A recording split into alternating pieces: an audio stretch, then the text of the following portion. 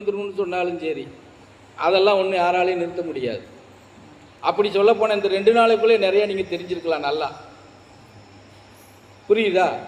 15ஆம் தேதி சுமாரான மழைன்னா அன்னைக்கு தான் அங்கே நோய்க்கு தள்ளி இருக்கு. 16வது நாள் கனமழைன்னா மழையே இல்லை. எப்படி?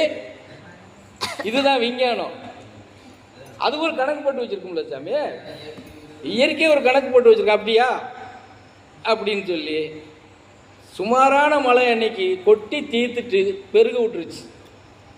அதி கனமழைன்னு சொன்ன அன்னைக்கு மழையே இல்லை. புரிஞ்சதா? இதுதான் இயற்கையினுடைய விதி. இயற்கை ஒரு முடிவு எடுத்துருச்சுன்னா எதையும் மாற்றி அமைக்கும். அது பெரும் புயல் வந்தா கூட அதவும் தக்க வைக்கக்கூடிய இடம் யாருக்கு இருக்குன்னா இயற்கைக்கு மாத்திரம்தான் இருக்கு. சரியா? பிரபஞ்சத்தால எதுவும் செய்ய முடியாது.